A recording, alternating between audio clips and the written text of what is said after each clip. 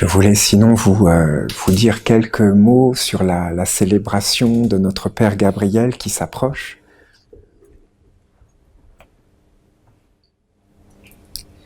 Il faut qu'on voit quelque part que l'archange, tous les archanges, pas seulement l'archange Gabriel, mais l'archange Michael, l'archange Raphaël, l'archange Uriel, voilà, c'est un être qui vit par lui-même, qui dépend pas de nous. Il est au-delà de nous. C'est un être réel qui vit dans son monde et qui a une mission. Il est au service du Père de tous les pères, et donc voilà, c'est une mission qui est au-delà des missions que nous humains on peut avoir. C'est une mission grande, vaste.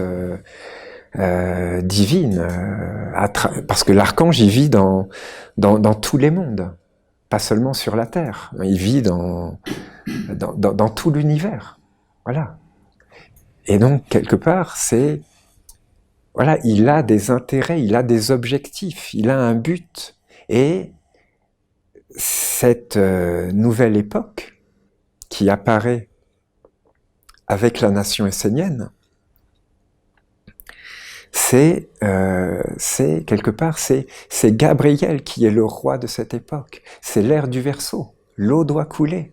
L'eau doit renouveler le monde. L'eau doit renouveler la vie. Elle doit renouveler les consciences, les pensées, les cœurs, les désirs, les aspirations, les chemins, les destinées, les mains, les pieds. Elle doit renouveler la vie sur la terre. Il faut arrêter ces idioties de guerre sur toute la terre, d'enfants qui sont assassinés, tués par des bombes, par des armes. Voilà. Donc on va pas se concentrer sur ça, mais l'archange, il veut laver nos consciences, il veut laver les consciences, pas seulement des Esséniens, oui, mais de toute la terre, de tous les humains sur la terre. Il veut que les animaux aient un chemin de bénédiction, qu'ils soient bénis, pas qu'ils soient torturés comme ils le sont à notre époque, par exemple les baleines, les dauphins qui sont torturés par ces pollutions. Eux, ils communiquent à travers des ondes. Voilà, c'est comme ça qu'ils communiquent à travers ils ont des organes particuliers, et ils se parlent à des centaines de kilomètres de distance, ils se parlent les uns aux autres à travers ces ondes qu'ils sont capables d'émettre et d'entendre, de recevoir, de comprendre. Et voilà, les humains avec leurs bateaux, ils arrivent, ils mettent des sonars partout, et ça engendre des perturbations, une torture pour les animaux, pour les baleines, pour les dauphins, pour les êtres qui vivent dans l'eau, voilà. L'archange, il veut que les animaux, ils aient un chemin de bonheur, qu'ils soient heureux, qu'ils soient emplis de leur être divin, qu'ils accomplissent leur fonction sur la terre, d'être des organes de la maman, et d'être dans le bonheur, la plénitude, la prospérité. Voilà, c'est ça qu'il veut l'archange. Donc, il faut s'approcher de la célébration avec cette conscience que l'archange est un être qui est au-delà de nous, qui nous appartient pas, qui a une mission pour notre époque. Et nous, les Esséniens, on doit lui permettre on doit être comme une porte qui s'approche de lui pour, quelque part, lui ouvrir la terre. C'est ça, quelque part, la conscience qu'on doit avoir.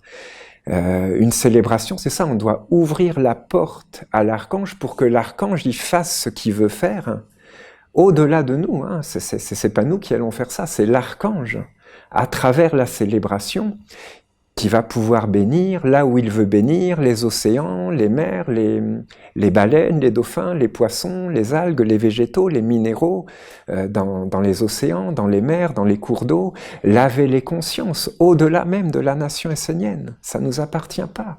Il faut qu'on aille qu'on se prépare à la célébration avec cette conscience qu'on a une responsabilité devant toute l'humanité. On a une responsabilité parce que si nous, les Esséniens, on commence à s'endormir, à entrer dans des concepts, à quelque part à plus être dans la vie, eh on va fermer les portes de la bénédiction des mondes supérieurs.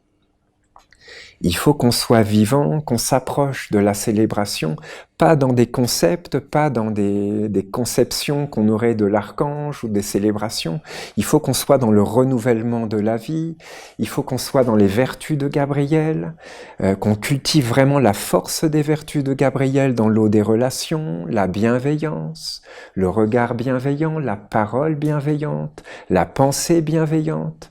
Voilà, pas de médisance, pas de mauvaises paroles, pas de mauvais œil entre nous, qu'on soit vraiment dans le prendre soin de Dieu dans notre frère, dans notre sœur, qu'on soit dans l'eau pure des relations, et que ça soit une offrande pour Gabriel. Voilà, il faut pas être dans des concepts. L'eau, il faut peut-être que ce serait quelque chose à... Déjà, si on se concentre sur ça, peut-être ce serait le commencement de la préparation. C'est qu'il faut... Il faut pas être dans des concepts, voilà. Pas croire qu'on connaît l'archange ou...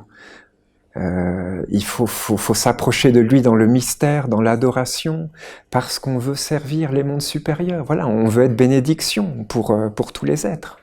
On veut pas être des morts vivants, on veut être des âmes emplies d'adoration pour les mystères sacrés de la lumière, et on veut offrir le plus pur à tous les êtres. Voilà, donc qu'on soit dans le mystère, dans cette conscience qu'on ne connaît pas l'eau de Gabriel, que l'eau de Gabriel nous est inconnue, et donc qu'on s'approche d'elle dans le mystère, l'adoration, l'émerveillement, la volonté de la faire couler, pas pour nous, pour tous les êtres, pour les animaux, pour les végétaux, pour les minéraux, pour la mère, pour la grande maman, pour les esprits de la nature vivante.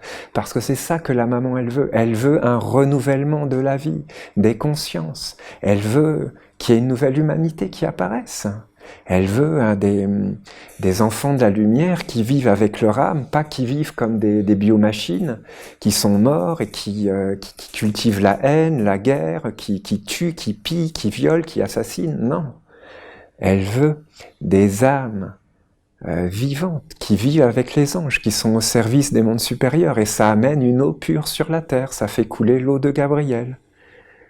Donc ayons cette conscience que c'est tout un travail de préparation, on s'approche pas d'une célébration sans préparation, sans conscience, sans une remise en question, de se regarder, qu'est-ce qui va dans ma vie, qu'est-ce qui va pas dans ma vie, qu'est-ce que je peux redresser, qu'est-ce que je dois redresser pour faire toute chose nouvelle, pour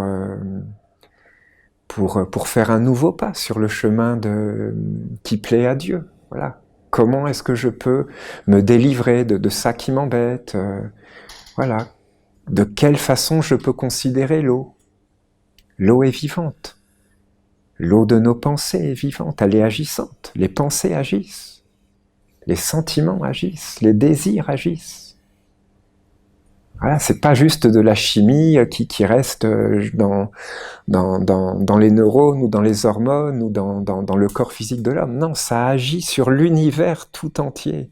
Ça a des répercussions, chacune de nos pensées a des répercussions sur l'univers tout entier, sur les étoiles, sur la destinée des mondes.